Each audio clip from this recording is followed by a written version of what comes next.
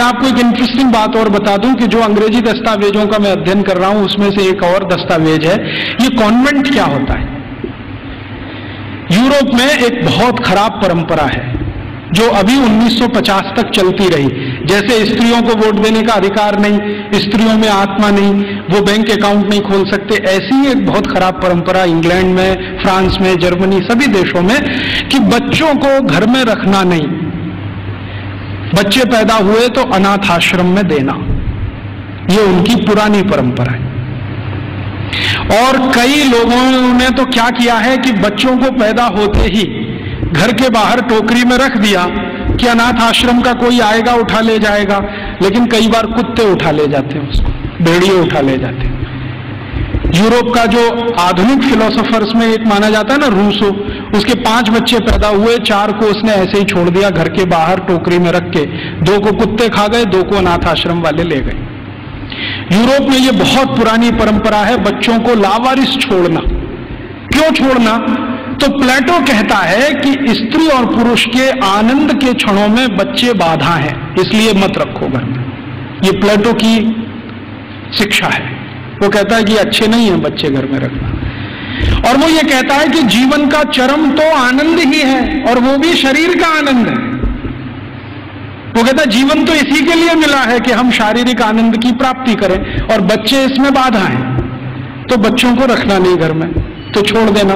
तो वहां बच्चे छोड़ने की परंपरा है। अब बच्चे छोड़े जाते हैं तो राजा उनकी व्यवस्था करे छोड़े हुए बच्चों की। तो राजा कुछ संस्थाएं खड़ी करता है, उन संस्थाओं को कॉन्वेंट कहते हैं। कॉन्वेंट माने लावारिस बच्चों को पालने वाली संस्थाएं, अनाथ बच्चों को पालने वाली संस्थाएं। कॉन्वेंट माने अनाथ बच्चों के स्कूल, लावारिस बच्चों के स्कूल। तो यूरोप में ये कॉन्वेंट चलते हैं। तो ये मैकॉले कह रहा है कि भारत में भी यही चलाएंगे। तो कोई सांसद उससे पूछ रहा है कि भारत में कोई अनाथ होता है? उसने कहा होता तो नहीं है, लेकिन हम बनाएंगे। होता तो कोई नहीं है, क्योंकि भारत में किसी बच्चे के माता पिता भी मर जाएं तो उसके चाचा चाची है, ताऊ ताई है, मामा मामी है, मौसा मौसी है, बुआ फूफा, कोई तो लेगा उसको। यूरोप में तो है माता पिता, तो भी छोड़ देंगे।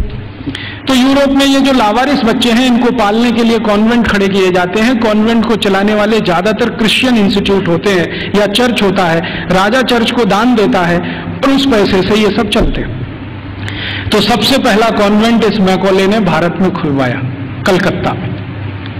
और उस कॉन्वेंट में कोई पढ़ने नहीं आता था, तो इसने दूसरा कानून बनवाया कि जो भारतवासी ईस्ट इंडिया कंपनी और अंग्रेज सरकार की नौकरी करेंगे और कलकत्ता में रहेंगे, उनको अपने बच्चे यहां भेजना आवश्यक है, नहीं तो नौकरी जाएगी। तो जबरदस्ती भारतवासी जो उनके यहां काम करते थे, उन्होंने अपने बच्चे भेजना शुरू किया। फिर धीरे धीरे एक कॉन्वेंट से 2 हुआ, 2 से 3 हुए, 3 से 10, 10 से 20, 50, 100, अब हजारों हो गए। अब भारत में ऐसा कोई गांव नहीं जहां कॉन्वेंट नहीं। तो मैकॉले ने एक विष बीज डाल दिया जो अभी वट वृक्ष बन के फैल गया। अब तो ऐसे ऐसे कॉन्वेंट स्कूल हैं इस देश में, बजरंगबली कॉन्वेंट स्कूल। आपको देखना हो तो मैं दिखा सकता हूं आपको। बंबई में है, ग्रांट रोड के पास है, रेलवे स्टेशन से बिल्कुल सटा हुआ बजरंगबली कॉन्वेंट स्कूल। हाँ, और एक कॉन्वेंट स्कूल है संतोषी माता कॉन्वेंट स्कूल, एक है सरस्वती देवी कॉन्वेंट स्कूल, एक महावीर स्वामी कॉन्वेंट स्कूल खुला है अभी बेंगलोर में, जबरदस्त। अब इनको पूछो चलाने वालों को कि बजरंगबली का कॉन्वेंट से क्या रिश्ता है, या सरस्वती देवी कब कॉन्वेंट स्कूल में पढ़ने गई थी। मूर्खों के मूर्ख इस देश में पैदा हो गए, ना तो अंग्रेज है ना तो हिंदुस्तानी है, खिचड़ी बन के इस समाज में पड़े हुए। ना उसमें से आप चावल निकाल सकते हैं, ना मूंग की दाल का दाना निकाल सकते हैं। ये खिचड़ी लोगों ने देश का सत्यानाश कर दिया। ये सब मैकॉले की संतान है।